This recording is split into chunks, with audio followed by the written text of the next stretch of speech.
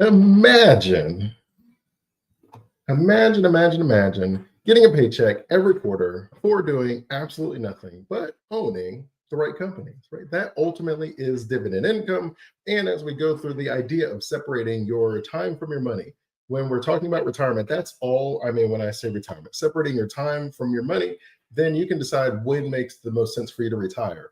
Most people are able to transition in a way where they just enjoy doing something where maybe they don't necessarily get paid as much as they wanted to for that, whatever that thing is. But if they had money separated from their time, they could then spend their time doing whatever that is. And you'll meet people, right? I want to sing, I want to do art, I want to travel, but I have bills to pay.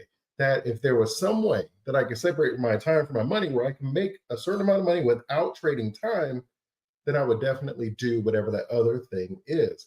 And for some, that could be working in a nonprofit. For some, that's not working at all. Where it's like, I just would like to stay at home and hang out with my kids. I'd like to volunteer and be the homeroom parent at their school. All of these things become options when you separate your time from your money.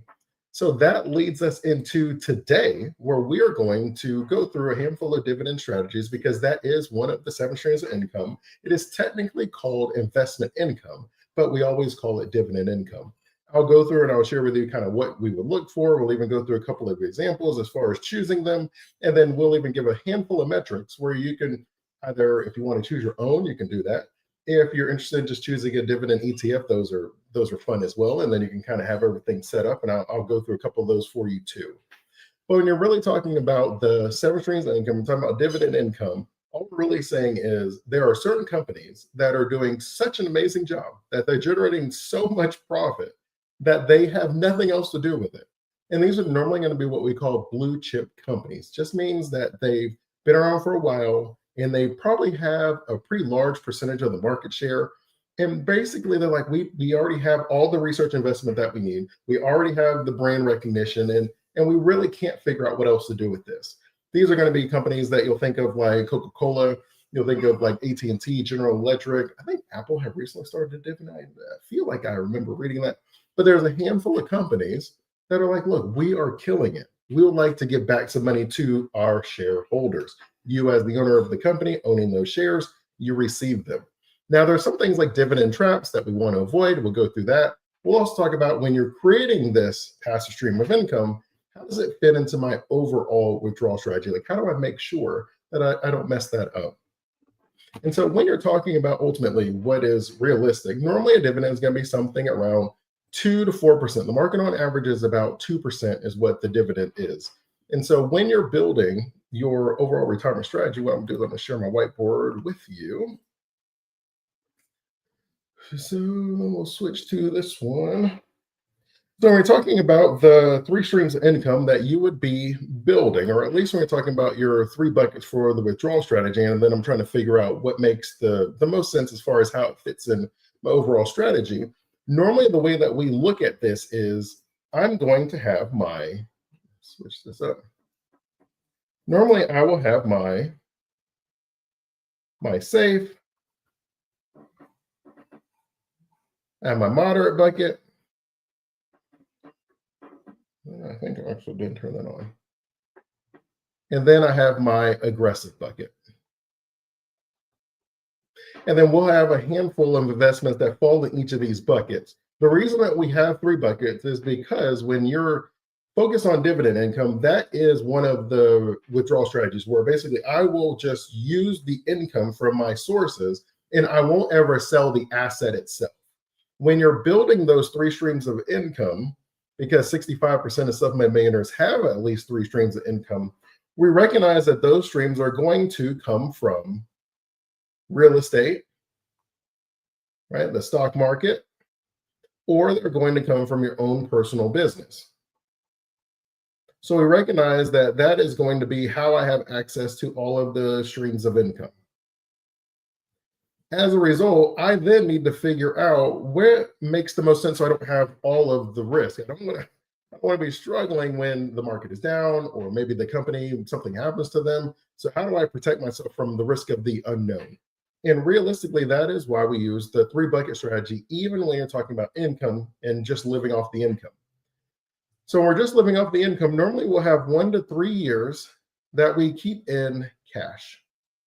And the reason we do that is it gives the opportunity for all of my other investments to recover.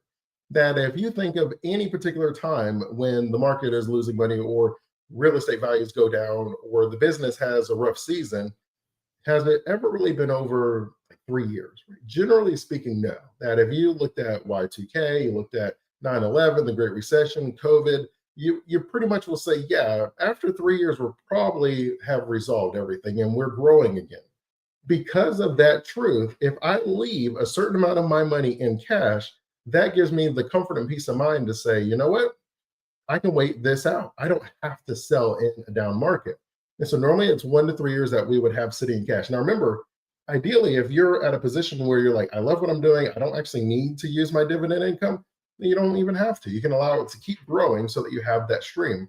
I think I had read where Warren Buffett, his Berkshire Hathaway, the shares that they own of Coca-Cola, that the dividend he received as far as his company as a whole was more than what the CEO of Coca-Cola was paid that year, which is crazy, right? It's like mind-boggling. But it's true that you could own enough shares of the market. You probably don't want to just choose any one company, but you can own enough where you get paid as if you are on the executive board, and it's very possible.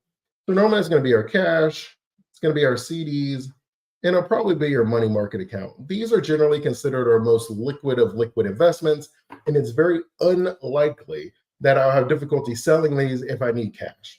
And because of that, they generally don't deviate that much, where it's very hard to lose money in a money market account. It's very hard to lose money in a CD, right? But it's also reasonable to say I'm probably not going to gain as much as if I had it invested in something, which is totally fine. That then moves you to the second bucket.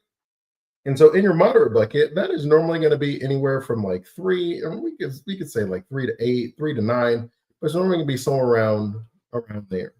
And the reason that we have this as a moderate bucket is because I will allow this bucket, as things are going well, to refill my safe bucket. So after 1 year of living expenses or something of that nature, I will then sell some of my moderate assets and I will purchase cash, CDs, and money market accounts. That's how we would shift it over. So then when you're talking about, okay, what type of things would be in that second bucket?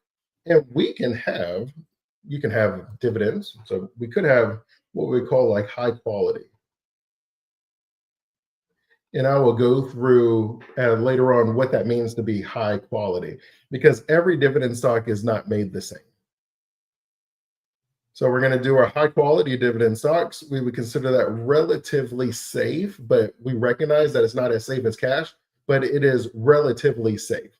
And so, for example, if you were to have $250,000 in a dividend that paid roughly 3.5%, right? So we had like 250K, a 3.5% payout, that would be roughly about like 8,700, about $9,000 a year, or about $800, $750 a month, right? So we would be able to do that.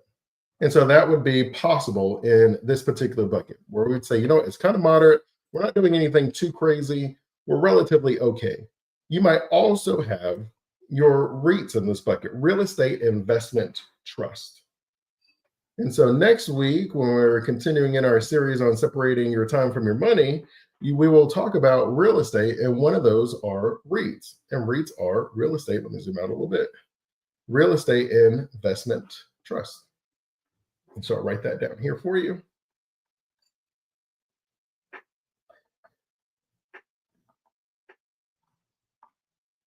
Now, again, as I tell you, I'm going to go through the metrics that you would look for when you're choosing a certain dividend stock or you're choosing a dividend ETF, the type of things that I would look for to know what amount of risk that I'm taking, because all dividends aren't created equal, right? Like it's just something that we all agree.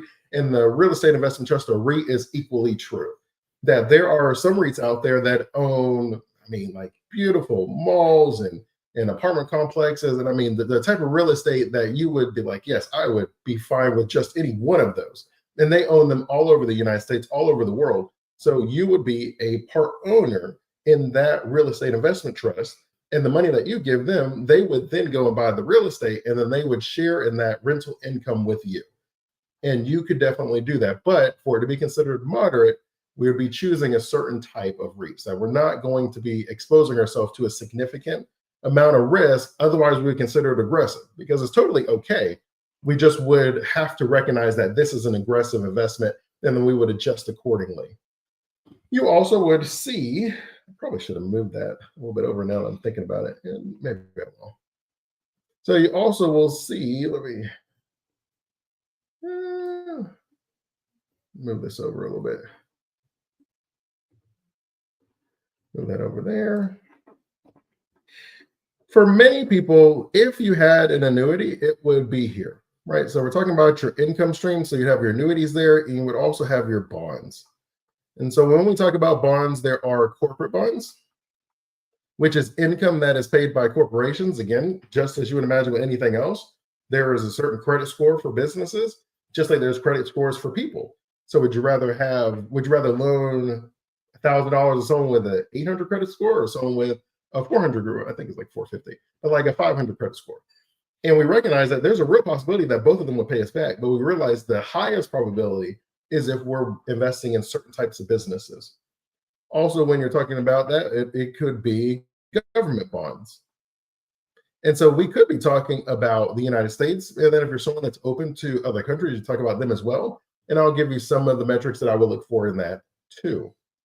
So then that would be my income bucket. As I generate the income, I then use that to refill my safe bucket. So this could be where your dividends are at.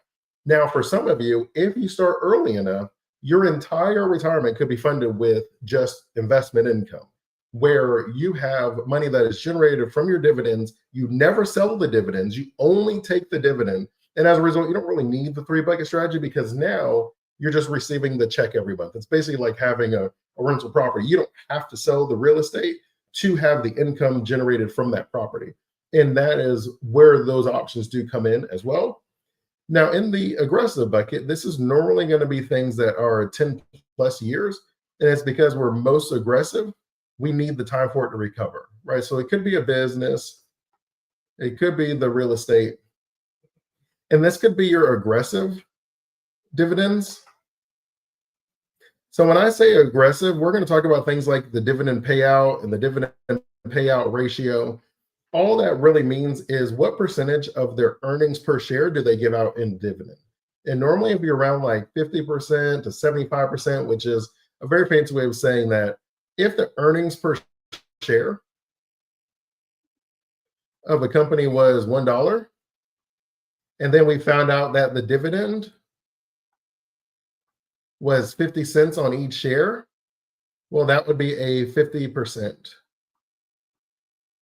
right, payout ratio, right? Half of their earnings they give out in a dividend. You can imagine how if a company with a dividend of $1.50 in the same situation would actually have a 150% payout ratio, which would flash red lights. We're like, okay, they can't do this for a long time. Maybe they're trying to trap me. They just want to offer it for a couple of years, get me to sign up, and then they cancel the dividend, which is not a part of your strategy. But it's important to recognize the dividend is not promised. It's not guaranteed. They share it based on how well they do. And if they say we had a bad year, then we won't.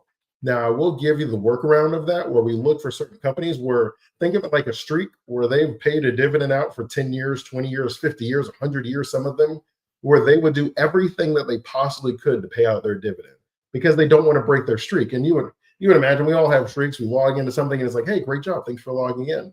And then you're like, oh, I got to log in tomorrow. Or you have a streak where you go, like I'm on a streak where I've been going running, and I've been running every single week, and I've been hitting about 20 miles a week. And then, things are going well.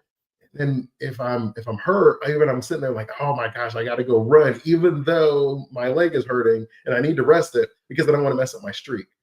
That's how businesses are too. I know it sounds weird to say that, but they really are. And if you were on the board, you don't want to be the CEO that broke the dividend, right? Like just be honest for a second, right? You're sitting there in the boardroom, they're like, hey, Dre, I don't think we're gonna give out the dividend this year. And you're like, I don't want to be the CEO that the dividend is canceled on. Cancel it on the next year's guy. Whatever we need to do, we have to lay off half the staff. Lay off half the staff. But obviously this information is given so you would know but it is something that you see where they do want those streaks. And so that's some of those workarounds that we go through. And so you can have those aggressive ones where the payout ratio is a little bit higher, or maybe the dividend is kind of recent, it's kind of new.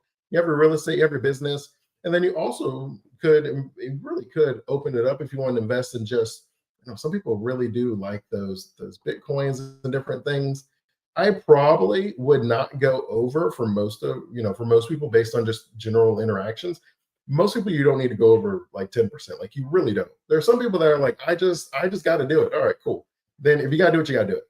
And so you have hedge funds in here, you got private equities in here. The difficulty that you have with those, and the reason that those are generally more risky, is because they hold your money for a while. So if you give your money to a private equity, it just means that they buy private businesses that aren't on the stock market. They'll hold your money for like 5 years. And so your money's locked up with them. Now, do they sometimes earn that? Yeah, sometimes they earn that. But is it equally true that your money's tied up, you're paying them, and you don't really have much to show for it? Equally true. And that would be like super annoying, right? Like you don't want that to happen. And so when you're looking and then at these three, you're like, all right, I have my 3 buckets, I refill them. And then we would do basically the same thing with our aggressive bucket.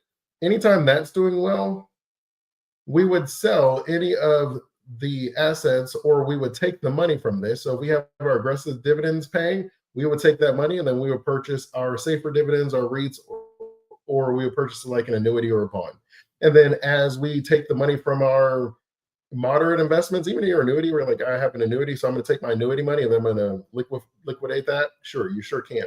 And you can move the things on. And then so you keep the buckets full, and that gives you the flexibility of not having to make a panic sell where the market is crashing, you're worried, and you have to sell the stocks because you have to fund something. You already have a certain amount in cash. It gives you the peace of mind of saying, yeah, I can wait this out, because long-term, historically, the market always recovers. But you have to have a plan already set in place to make sure that you don't have that discomfort. So hopefully that makes sense. So then when you're talking about, all right, Dre, well, that makes sense. I sort of get this. I can see how these buckets would work. How would I go about choosing a dividend? How would I go about building that portfolio? And I'm glad that you asked. But before we do that, one last thing that I would normally say is, when you're allocating your money as a percentage, because I do get this question sometimes, so I was like, let me just see if I can go over that with you. You would decide based on your risk how you feel. And so what I'm saying is, you could be someone that is like 25% safe. And then you could say, you know what, I think I want to be 40% moderate. And then you would choose from whatever your pre-selected options are with your moderate. And then that's 65. So then that would give you 35% aggressive. There are some that will say, I achieved my dividend goal, so I don't really have to allocate anything. I'm just going to live off the dividend, which is totally fine. But then you would adjust this. As you get closer to your retirement, you normally would take your foot off the gas a little bit. You still need to keep up with inflation. You don't want to overexpose yourself with the risk, because there's a variety of risks. But the idea is, maybe I drop down to 20% safe, which wouldn't be crazy. And then you could say, I'll have 40% in my safe. I drop my aggressive to 20%. I increase my safe to 40%, and I leave my moderate at 40%. That you could do that. And there's people that do that. We adjust it based on our overall risk appetite. The idea is, once we look at it, we see what the weighted return is. It just means, like, based on the way my portfolio is built, what is the average return I can expect? And then based off that, we say, all right, we're still achieving our goals. We're totally fine. And then you would make those decisions like that. So when it comes to choosing, all right, Dre, we're cool. So what type of metrics should I look for? And I'm glad that you asked. So when you're someone who's going to build a dividend, I'm going to give you 6 metrics to start with, and then I will show you. There's a website that I like to use as far as sharing with people, right? Because you don't have access to all of the information and the stuff that I pay for, right, as a financial planner. But there is really good information that's free and available to where you can make a sound decision. And it's macrotrends.net, and I'll show you how to go through that as well. So normally when I am deciding, so let me scroll this down. So normally when I am deciding my 6 key metrics, that is Almost like there's something on my board messing it up, but that's just how technology can be, right? You're out live and that's technology. No problem. So I'm talking about my 6 key metrics. If I was going to just start trying to limit them, the idea is there's literally thousands of stocks that are available. I can't research thousands of stocks, or I just don't want to, which are totally both fine. So, what are 6 ways I can limit the stocks that I even have to look at and that I increase the likelihood of choosing a good one? Because the only way a dividend strategy works is if these companies are around for the long term so that they can pay you that dividend when you actually retire, or we would be in trouble. So, the first metric that I would normally look at is going to be the dividend yield. And it's just as it sounds. The yield is how much I am paid out. So I think actually, maybe I would zoom that in because it looks kind of rough. And so the way dividend yields is just the annual dividend divided by the stock price. Right. So that's all my dividend yield is. Dividend divided by my stock price.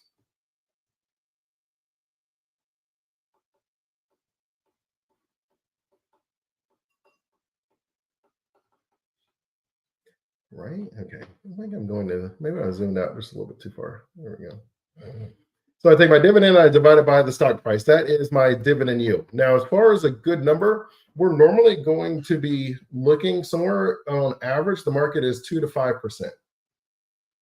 Now, that's what the market averages for its dividend yield. So if you're above 5, you're probably in a REIT or you're in a very speculative stock, and then you want to be kind of careful about that. But it's about 2 to 5% on average. Are there some higher? Yes. There are some that are as high as like 10%. There's reasons for that. But normally we will look around there. Then if it looks too good to be true, it might be, is kind of the feel on that. The next thing I would normally look at is going to be my payout ratio.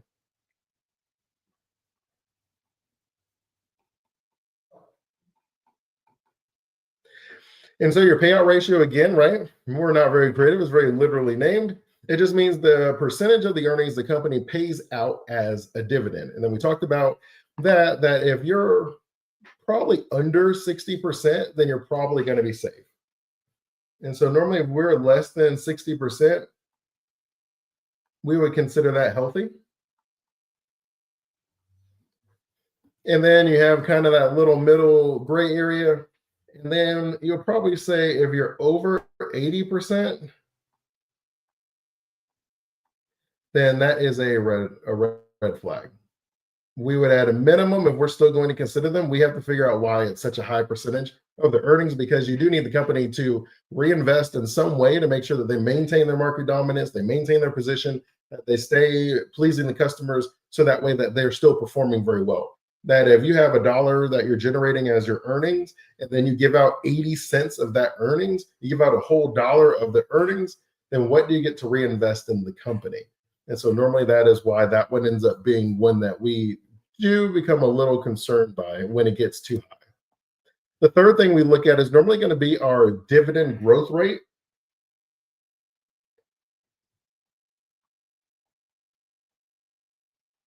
Just like most things, we recognize that if I am making the same amount each year, then that means I am technically taking a pay cut because of inflation. You are correct. And so if I have a dividend that's being paid, I generally want to make sure that it's keeping up with inflation. That generally speaking, if you're keeping up with your price, your company is going up, and you have the payout ratio that is increasing as far as the regular percentage of their shares, their earnings should be increasing. And so my dividend should also be increasing. And so I normally will look at my dividend payout ratio. And because the idea is to make sure that we at least keep up with inflation, which is on average 3%. But as far as the market as a whole, it is normally around 4 to 8%. That is considered normal. So we'll say that's considered healthy. Okay, I think I moved the L in the wrong place. Forgive me. You know what I'm doing here. All right, so then our fourth one. So once you get your dividend yield, you get your payout ratio, then you have your dividend growth rate. We normally look at the dividend history. And history is just as we were talking about a little bit earlier. It just means how many years in a row have you paid out the dividend. And so the number can vary, but we normally want to have at least 10 years. That if you have a minimum of 10 years, then the amount of time that you've done it, I know that your leadership team is probably pretty decent. I know that you care enough that you're interested in making sure that this continues because that's a pretty good streak that you have going. And because you care, I know that it's going to increase the likelihood of you continuing to pay the dividend out to me. Now, so I normally look at 10. We know that there's some, so a dividend aristocrat, for example, is considered a company that has paid their dividend for 25 years in a row, which is pretty good. And then a dividend king is a company that has paid its dividend for at least 50 years in a row. And there are some out there that have been paying their dividend for literally 100 years. And so normally, if I'm going to make sure that it's been at least 10 years, that's going to get rid of a lot of the riffraff. Like you're going to be normally in a pretty good spot. Now, because we are purchasing companies, we're talking about a dividend. We're not just out here just looking for the dividend. We also want to make sure that these are healthy companies, good investments. We are normally going to look at the free cash flow. And it's just as it sounds, it's like once you pay your bills, how much money do you have left? And so that is your free cash that flows. This one is used also by value investing. So this information is going to be readily available because we do normally look at. And this one will keep it kind of simple. I would just say 5 years. Man, this board is not looking good. Maybe it's the pen that's messed up. Maybe I have something on my pen. So you just want to have 5 years of rising cash flow. Right. That's getting worse. That actually was not better. That was worse. Maybe I'll unplug it and I'll plug it back. But that's all we're saying. 5 years, like rising cash flow. That if you have been paying, you see that they have a certain amount of money left over. And like, okay, you have, even if it's literally like $100,000, like, okay, cool.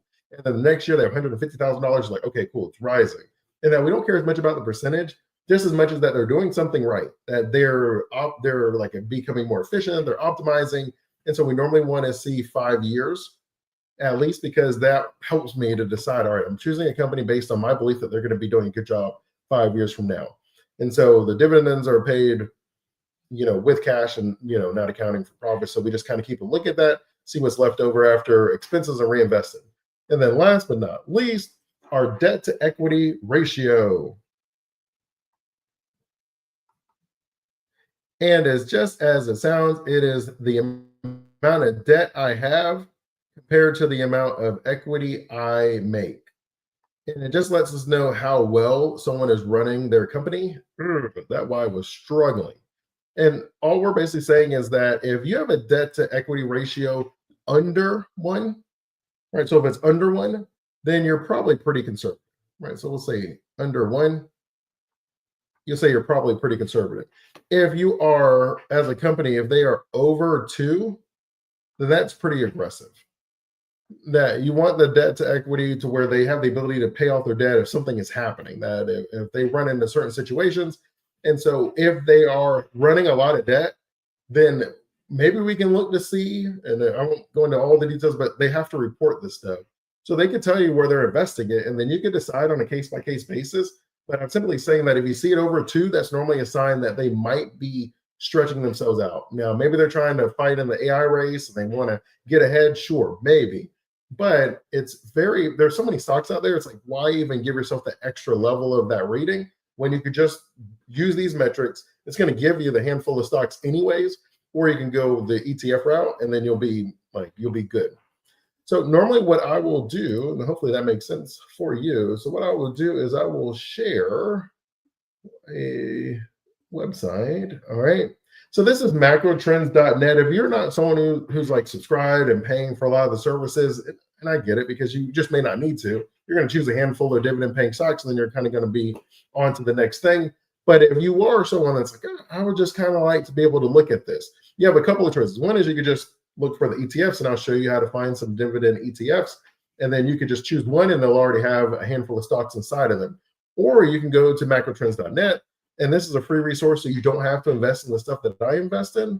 And then you would go to a stock screener. And it's just as it sounds, we're going to screen through the stocks to choose the ones that make the most sense for me. Right? That's the idea. So I'm going to choose the ones that make the most sense for me.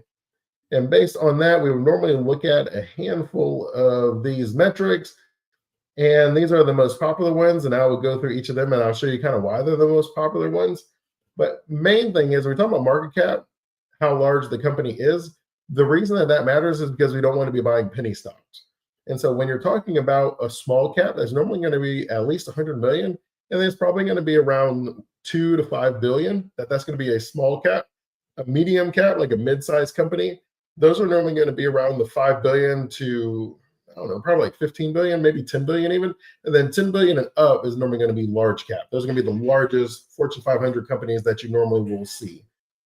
So we'll normally go in there and say at least 100 million is going to be our minimum. And so we just want to see what that removes, and then it updates and it removes that for us. And then the PE ratio just tells you how expensive a stock is. And it's not that you have to adjust that, but normally the idea is how much am I paying for the price based on the earnings? So if the stock has a price of $10 and has an earning of $1, then that means every $10 I spend, I receive $1 of earnings. And then you would decide whether that price makes sense for you. Normally you want to be under 20 around the stock market as a whole. It's normally around there. But that's normally one of the last things that I do look at, just because. But what we'll do is we'll say, how about under 25? So we'll get rid of any exceptions, just see it removed by another 1,000. Then the dividend yield, you can do a couple of things on this. So remember, we went over the yield and that was one of our 6, but it also reminds you here, it's just the annual dividend divided by the price per share. When I'm looking at this, we know that sometimes just saying, how about if you just have a dividend, boom, it already got rid of 2,000 of them just based off of these metrics. We went from like 5,000 to about 1,300. Now you can be based on that. You're like, well, that's still a lot of stocks for me to look at, and I would agree with you.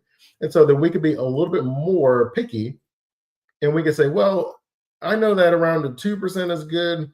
So how about if I just have it where it's at least 5, right? So a 5% dividend yield, and you can see that now I'm under 400. So now I'm under 350. I'm at 339. And so again, now I'm like, well, it's still probably a lot to look at, but you start seeing the companies in the list where there's different companies that do pay out a dividend, they do have a good yield, and then they have a certain amount of profits that they've been generating. I sometimes will look at the price. The price that's not normally one that I end up looking at. We did talk about your debt to equity ratio, where we said that we would like to be, and normally I would just look and see what it does to the number as far as just how well these companies are being run. But if we said really the minimum is the max. So we said, hey, let's have a max of 1. Like we said, let's be conservative with it. You can see drop this down to 195. And then our return on equity is just as it sounds, like how much money am I spending and how much am I getting back? Normally you just say, we'll make that at least like a positive number, and then you could go as aggressive as like at 10%. Now we're down to 97, so we're getting really close. I would normally then go to the fundamentals tab.